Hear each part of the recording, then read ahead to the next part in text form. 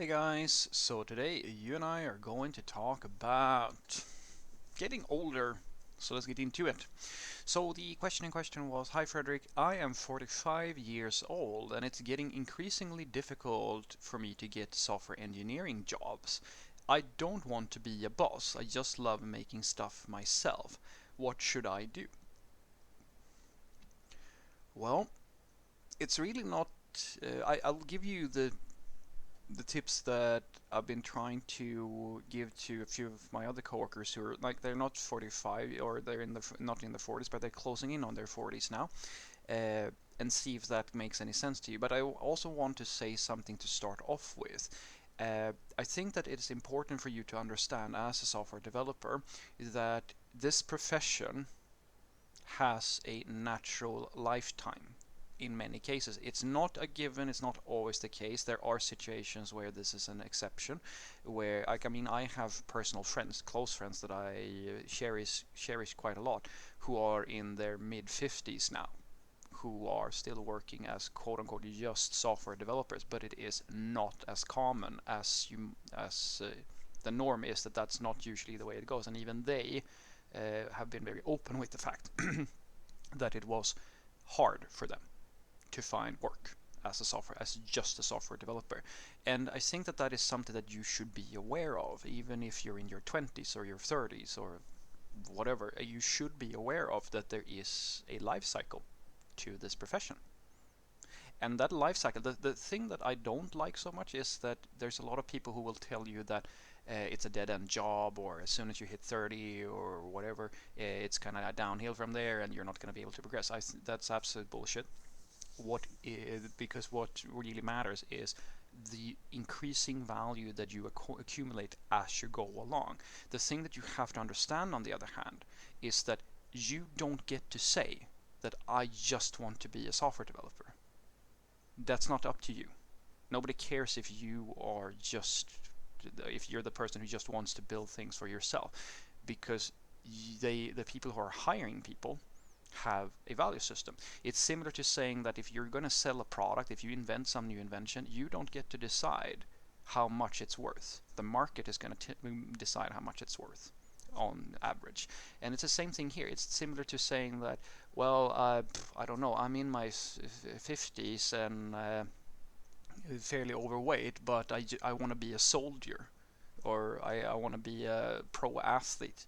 You can state it that if you can't do the thing that is required of you, nobody cares.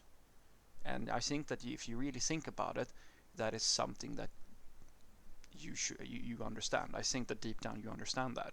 And so what I'm going to give you now is what I think that you can do to solve this situation. But I don't think that it's going to help you with the fundamental problem.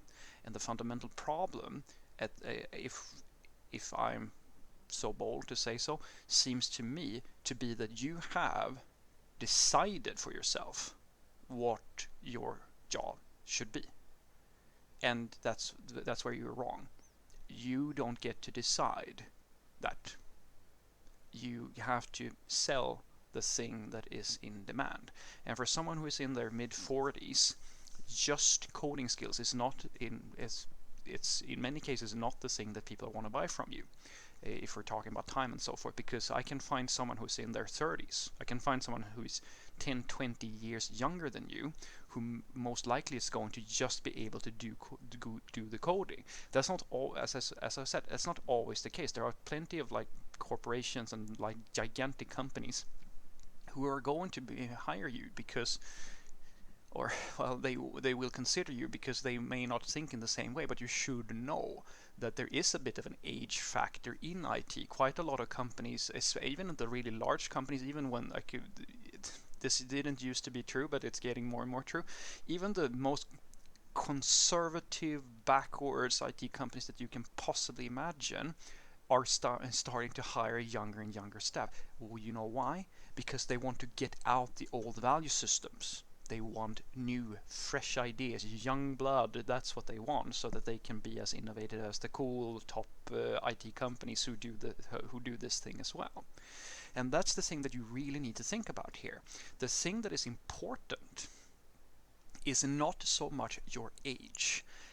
The thing that is important is, number one, what is your identity, like as a software developer? What are you going to bring to the table? And number two, what is your outlook? What is your personality? What is your personal chemistry with the people that you're going to deal with? Because I can tell you right now, no sustainable company that of significant enough size will survive by just hiring 21-year-olds. That's not going to happen. You can absolutely make a successful business by hiring a bunch of 21-year-olds in the start of things, and it's not like you can't hire them. I'm saying that you can absolutely do that, but at some point, experience and knowledge and a bit of maturity is needed to be introduced in order for the company to continue scaling. Because although maybe your company can only function with a bunch of very young people, well, your customers, well, if your customers are mostly CEOs or managers in their 40s and their 50s, there's a big benefit to actually have a few of the people that reflect your customers' needs in your company as well. And there are other benefits, of course, as well. And that's where you can come in. That's where someone with more experience and maturity can make a difference. But if you have only been doing literally the same thing as the 21-year-olds, I mean, they are not, of course, going to most likely have the same years in the language as you do. But if you haven't been doing anything else to enhance your value, increase your experience, and so forth, and you don't really have much more to bring to the table than, say, okay, someone who's been working for 10 years or so forth. Let's say you pick out a developer in his or her 30s. Then why would you matter? Like then you have the value of what you have to bring to the table is like nothing. Because you're actually lower in value in many cases than even though you have more years, because you see, it's, as I was saying, it's a fitness thing. A football player is not if it doesn't matter how long you play football. It's a balancing act between how long have you been playing football and how young are you. Like, can you do the job? Can you perform?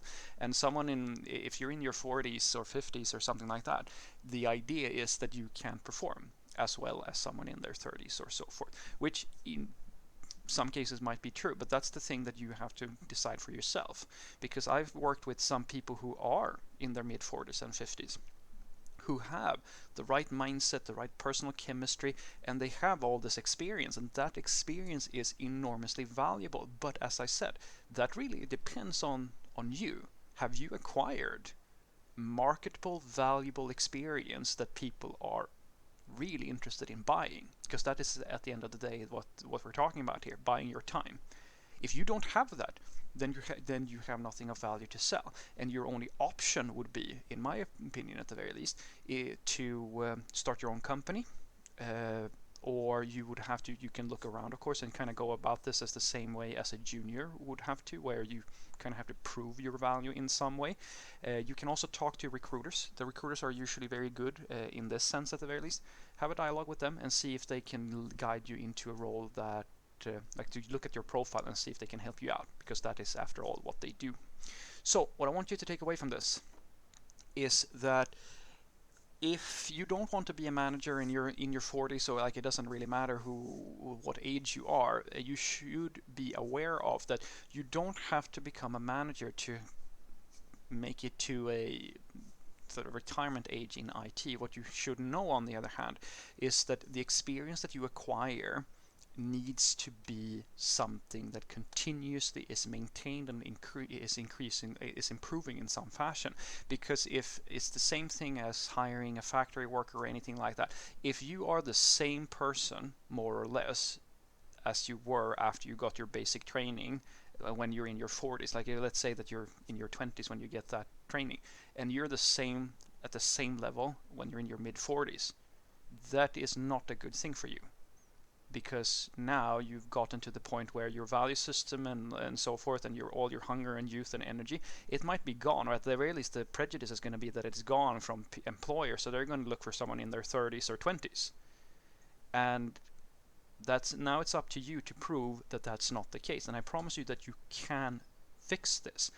but it really comes down to you understanding that it doesn't really matter to the industry how you want the world to work. The way it works is much more important, and the way it works is usually that the most important factors for you is, number one, do you have relevant experience, things that are valuable, things that we will pay you to do for us because you've seen the world, you've done stuff that is value building, things that we want. Number two is, do you have the right outlook? Do you have the right personal chemistry and all of that good stuff? These are the things that matter, and it's up to you to maintain that. The companies, they favor these sorts of individuals, and unless you manage your career in a proper way, you might find that you actually lose your market value. Just as a soldier who gets too old, or a I don't know, a athlete who gets too fat. It's not for everybody else to make sure that that doesn't happen and provide you with an alternative. You have to take that responsibility. Have a great day.